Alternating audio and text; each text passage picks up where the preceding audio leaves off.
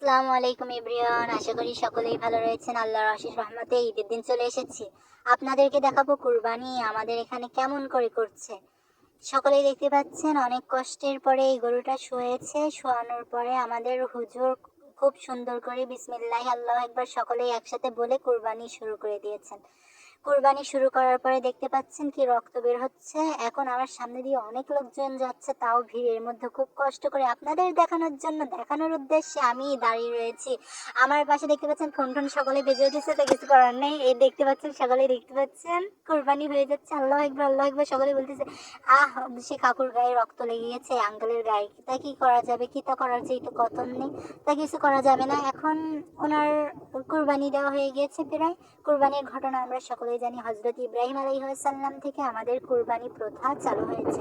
আল্লাহ তাআলা ইব্রাহিম আলাইহিসসালামকে বৃদ্ধ বয়সে পরীক্ষা করার জন্য তিনি তার একজন একজন পুত্র সন্তান দেন। দেওয়ার পরে আল্লাহ তাআলা 7 দিন স্বপ্নে দেখান যে তোমার প্রিয় বস্তুকে কুরবানি করো।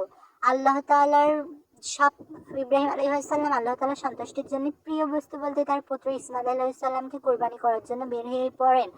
আল্লাহ তাআলার ইচ্ছায় ইব্রাহিম আলাইহিসসালাম ইসমাইল আলাইহিসসালামকে কুরবানি করতে পারে না। কেন? এটা হলো আল্লাহ তাআলার একটি বড় পরীক্ষা ছিল ইব্রাহিম আলাইহিসসালামের প্রতি, এবং এই পরীক্ষায় তিনি উত্তীর্ণ হন। এবং ইসমাইল আলাইহিসসালামের পরিবর্তে আল্লাহ তাআলা জান্নাতি একটি দুম্বা পাঠিয়ে দেয়। এখানে আমরা গর্বিত বোধ করি। I am proud of you, I am Muslim. অবশেষে দেখছেন কুরবানি হয়ে গিয়েছে। আমি আপনাদেরকে একটি ছাগলের কুরবানিও দেখাচ্ছি। আমাদের গ্রামে একদম আমার বাড়ির পাশে হয়েছে এই কুরবানিতে। সকলে দেখতে পাচ্ছেন যে খুব কষ্ট করে ধরার পরে ছাগলটি কুরবানি হয়ে গিয়েছে। আল্লাহ একবার বলেই দিয়ে দিয়েছে, বিসমিল্লাহ আল্লাহ একবার। এবং কি সুন্দর করে আমাদের এই গ্রামে এই কুরবানি ঈদটা কেটে গিয়েছে। গ্রামে এসে আমার খুব ভালো লেগেছে যে আমাদের এই পাড়ার মধ্যে কি সুন্দর করে কুরবানি হয়েছে। আসসালামু আলাইকুম এভরিওয়ান, সকলেই দেখতে পাচ্ছেন আমরা কুরবানি দেখার পরেই ঘুরতে বের হয়েছি। খুব সুন্দর জায়গা, গ্রামের ভিতরে আমার খুব মন ছুঁয়ে নিয়েছে।